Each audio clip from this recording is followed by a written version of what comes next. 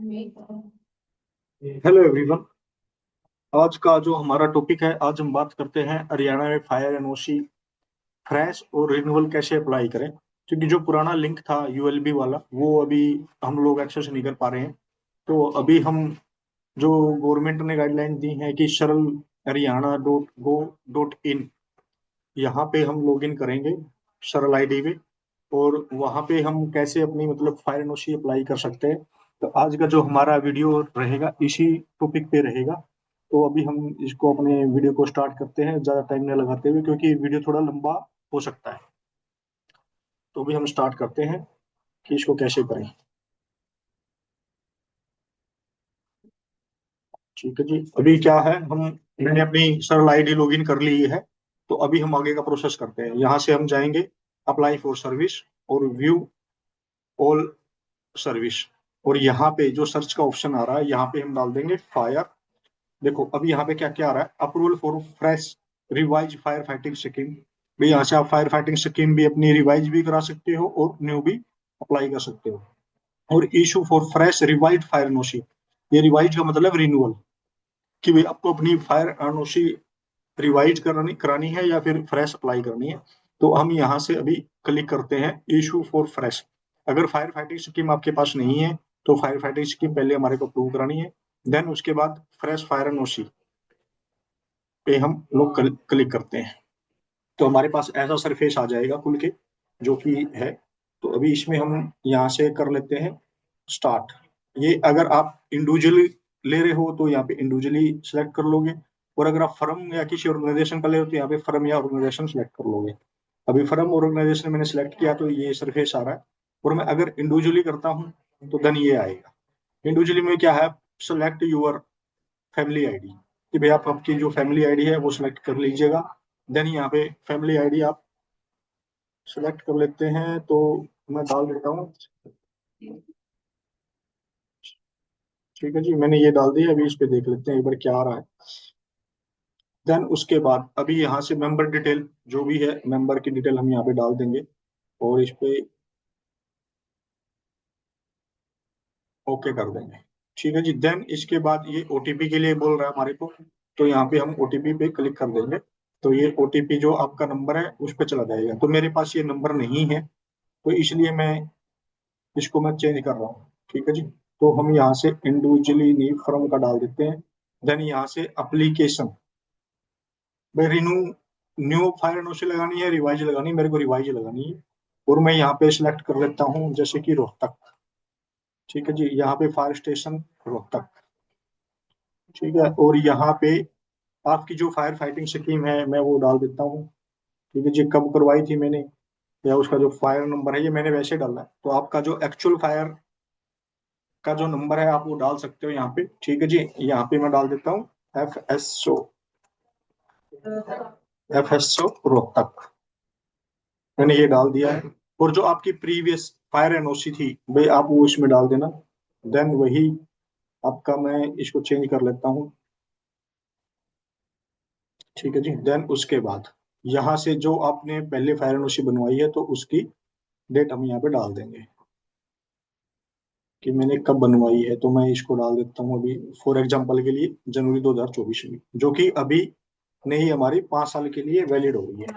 ओ sorry, 3 साल के लिए वैलिड है। ठीक है जी, अभी यहाँ पे ओनरशिप, टाइप ऑफ ओनरशिप, भाई इंडिविजुअल है या कंपनी है। तो मैं इंडिविजुअल कर देता हूँ। टाइटल ओनरशिप यहाँ पे आप इसमें डाल सकते हो कि भैया प्रो पार्टनरशिप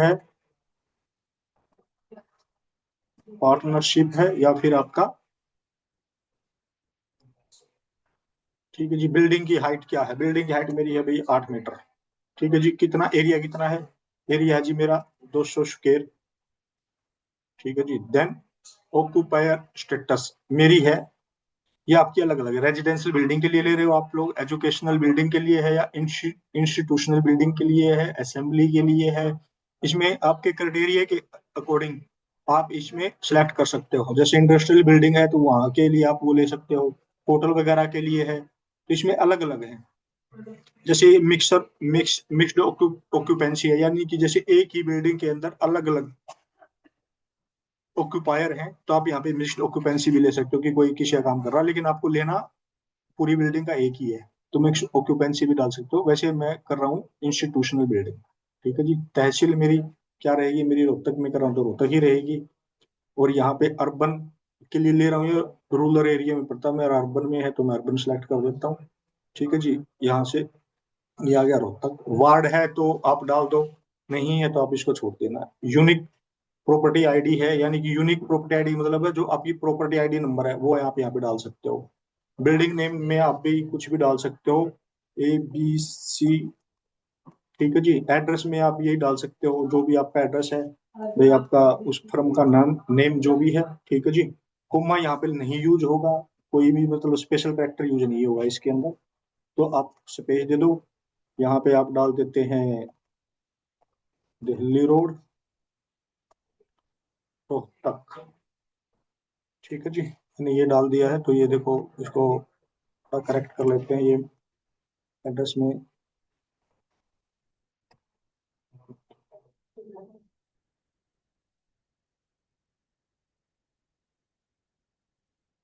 दिल्ली रोड कर दो यार, ये उसने मान रहा है तो अच्छा रोड कर दो। ठीक है जी।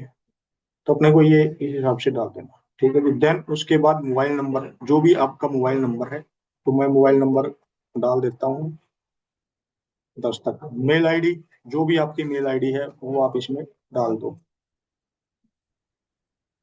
ठीक है जी। मैंने मेल आईडी डाल दी है इसमें। अप्लीकेंट का नाम क्या है, तो भाई जैसे कि मेरा नाम है तो मैं इसमें अपना नाम डाल दूंगा जो एप्लीकेशन लगा रहा है, या फिर जो फर्म है तो फर्म का भी आप नाम डाल सकते हो इसमें। एड्रेस में आप अपनी फर्म का एड्रेस डाल दीजिएगा।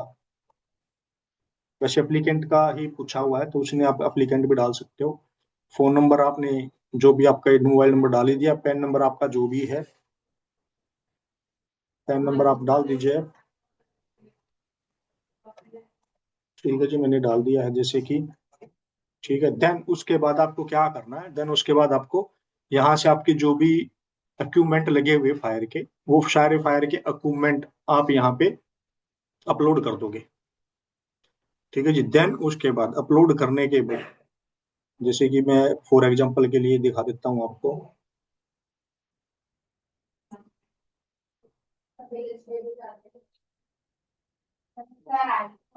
जैसे कि ये फायर अलार्म का फोटो हो गया, ये यहाँ पे ऐसे आ जाएगा। देन उसके बाद दूसरी है, कोई और है मेरा, तो भैया वो भी लग जाएगा। फायर एग्जीक्यूशन है, ये लग गया है इसके अंदर। तो ऐसे करके आपके मतलब ये 6 का इन्होंने वो दिया हुआ है कि भाई 6 फोटो होने चाहिए, जो जो आपके मेन मेन है इक्विपमेंट है। कि भाई अगर फायर एग्जीक्यूशन आपके पास 15 लगे 20 लगे तो एक ही लगाओगे। ये आपका फायर अलार्म है, तो अगर 2 3 लगे हैं तो एक का फोटो, यानी कि आपको वो सिर्फ ये देना है कि आपके पास कौन कौन से फायर इक्विपमेंट लगे हुए हैं। तो वे उन सब में से एक चीज को हम सिलेक्ट कर लेंगे और यहाँ पे हम अपलोड कर देंगे। जैसे होजरी लगी हुई है तो होजरी डाल देंगे, जो जो भी लगा हुआ वो डाल देंगे। देन उसके बाद आपको क्या करना है, यहाँ से ये भी जो भी ये दिया हुआ है आपका कैप्चा, वो हम इसमें कर देते हैं। देन इसके बाद आपको क्या करना है, इसको सबमिट कर देना है। जैसे मैं इसको सबमिट करूंगा, क्योंकि मैं सबमिट इसलिए नहीं कर पा रहा हूँ, कर पाऊंगा इसको, क्योंकि मैंने इसमें काफी चीजें मतलब प्रॉपर नहीं डाल रखी हैं, सही नहीं है, जो कि मैंने वैसे ही आपके लिए बताया। आप इसको जैसे ही इसमें डाल दोगे देन उसके बाद सबमिट कर देना। सबमिट करते हो तो ये कुछ डॉक्यूमेंट और आपसे मांगेगा कि भाई आपका पुरानी फायर एनओसी का फोटो अपलोड करना है उसमें। देन उसके बाद आपको बिल्डिंग का फोटो अपलोड करना है। उसके बाद एक इक्विपमेंट का फोटो अपलोड करना रहेगा, अथॉरिटी लेटर आपको अपलोड करना रहेगा। तो ये चीजें मतलब 4 5 डॉक्यूमेंट की रिक्वायरमेंट, आप जो अप्लाई एप्लीकेंट है या अथोराइज पर्सन है भाई उसका आधार कार्ड अपलोड करना पड़ेगा। इसको मैं सबमिट कर देते हैं। तो आपकी ये एप्लीकेशन फायर डिपार्टमेंट में FSO के पास रोहतक वाले को करे तो रोहतक में पहुंच जाएगी। देन वो उसके ऊपर आपके लोकेशन पे विजिट करेगा और सब कुछ ओके मिलता है तो आपको फायर नोटिस इशू हो जाएगी। तो ये सिंपल सा। और इसके साथ ही मैं आपको अभी और दिखा देता हूँ कि जो पुराने वाले लिंक थे हमारे, मैं उन लिंकों में मतलब हमारे को क्या दिक्कत आ रही थी कि हम स्टेटस नहीं देख पा रहे थे। बस स्टेटस के लिए भी अभी आपको 2 ऑप्शन आ गए हैं स्टेटस के लिए हमारे पास। तो जैसे कि अभी मैं स्टेटस में आपको दिखा देता हूँ इसमें कि आप कैसे देख सकते हो। देखो यहाँ से आप अपना जो भी है एप्लीकेशन आपने लगाई है, तो यहाँ से आप स्टेटस पे क्लिक कर सकते हो। जैसे फायर की है तो मैं यहाँ से फायर डिपार्टमेंट ये चूज कर लेता हूँ। देन उसके बाद यहाँ से आप रिन्यूअल पे है, देखो इसमें अलग अलग चीजें हैं कि आपको किस हिसाब से चाहिए, कि भाई आपकी बिल्डिंग की हाइट 15 मीटर से ज्यादा है तो ये सिलेक्ट करोगे, 4000 स्क्वायर मीटर से ज्यादा है तो आप ये कर सकते हो, 15 मीटर के अंडर में है तो फ्रेश लगाई है तो आप ये डाल सकते हो। रिन्यूअल है तो रिन्यूअल में मैंने सिलेक्ट कर दिया। यहाँ से एप्लीकेशन नंबर आप इसमें डाल सकते हो।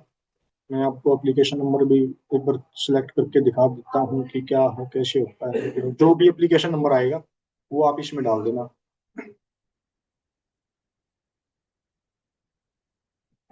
जैसे कि मैं फॉर एग्जांपल के लिए कोई भी एप्लीकेशन नंबर यहाँ पे डाल देता हूँ, XYZ।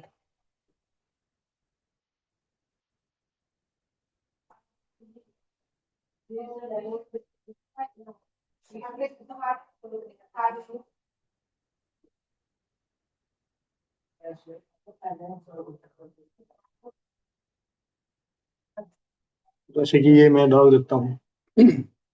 तो यहाँ से हम स्टेटस चेक करते हैं, अगर ये सही नंबर है तो ये गलत नंबर दिखा रहा है।